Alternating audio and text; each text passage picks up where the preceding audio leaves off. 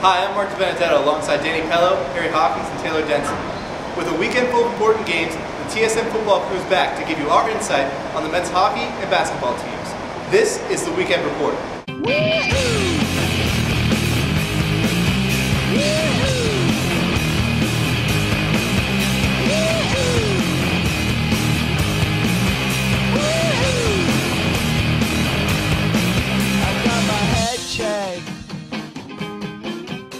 Jumbo check. It wasn't easy,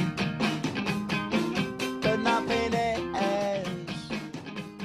My game of the week is the men's hockey team's Friday night matchup with NESCAC bottom dweller Colby College.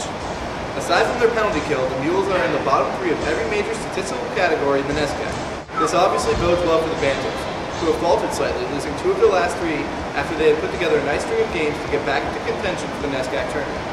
A convincing win over Colby will certainly lift the team's spirits as they get ready for their Saturday matchup with the number 2 team in the NESCAC, Bowdoin College.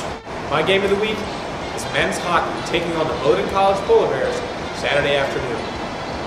With a game against Colby the previous night in the rearview mirror, the Bantams have a huge game to prepare for Saturday afternoon in Brunswick.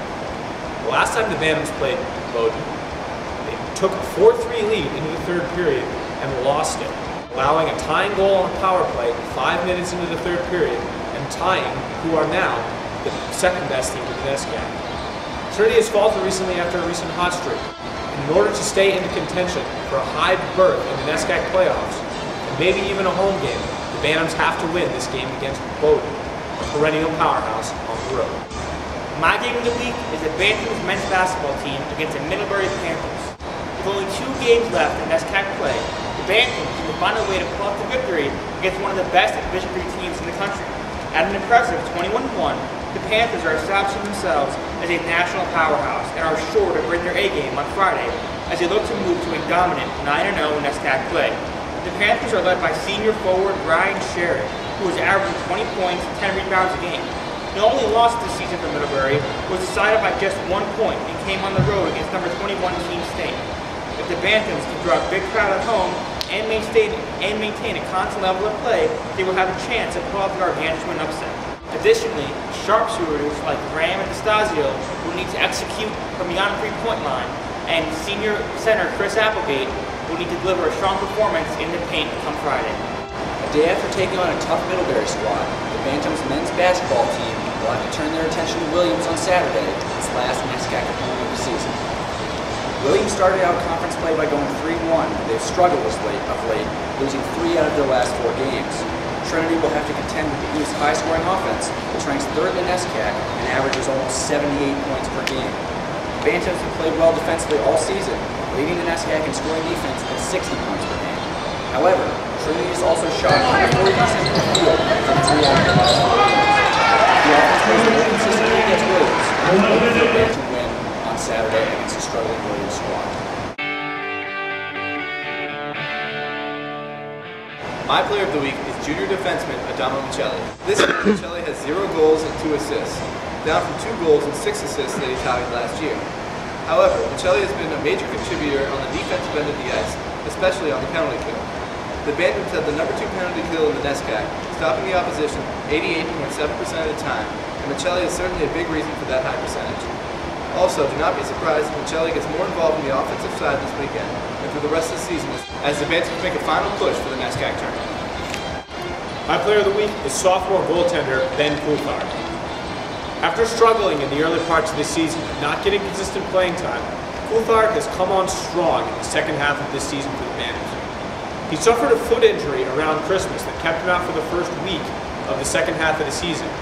But since then, Coulthard has only allowed 13 goals in his last 6 starts, stopping over 93% of the shots thrown his way. He was particularly outstanding in last Saturday's win over Williams, in which he stopped 47 of 48 and did not allow a goal until there was a minute and a half left in the game. In addition, the last time the Bantams played Bowdoin, Coulthard was outstanding in the 3rd period, a period in which he only allowed 1 goal on 15 shots, a frame in which the Bantams were outshot 15-1. He earned Trinity a point in that last game. Here's hoping this time he can steal a win. My player to watch is junior guard Mick DeStasio. The Stasio is a force to be reckoned with on the hardwood, and will need to bring his A game come Friday's game against Middlebury. He is arguably the Bantam's best shooter, as he led the team in three-pointers last year and is currently shooting 40% from beyond the arc. Coming into Friday's game, Stasio is second on the team in points per game with 9, and has been a factor in almost every game this season. He's the type of player that can get hot quickly, and when he does, has the ability to take over the game. If he can find his stroke from the three-point line, he will be able to give Trinity a fighting chance against one of the most explosive offenses in the conference. Additionally, Stasio is a legitimate defensive force for the Bantams, as he is a team leader in steals with 29 and has recorded 7 blocks this season. A big game from the 6'4 junior is not only the key to Trinity victory, but it's also a deep peak guarantee. My player to watch is senior center Chris Applegate. Applegate, who has starting experience in all 4 of his years at Trinity, must contend with Williams' leading scorer, sophomore center Michael Mayer. Mayer has averaged 13.4 points per game this season while shooting 62% from the field. Applegate must stay out of foul trouble on Saturday, and he could provide a big body in the paint that can stop Mayer. Applegate also averages 6.1 points per game on almost 51% shooting, so he can provide some important points for a Trinity offensive attack that has struggled shooting the ball. Applegate's veteran leadership, both offensively and defensively, could prove very valuable this Saturday against Williams.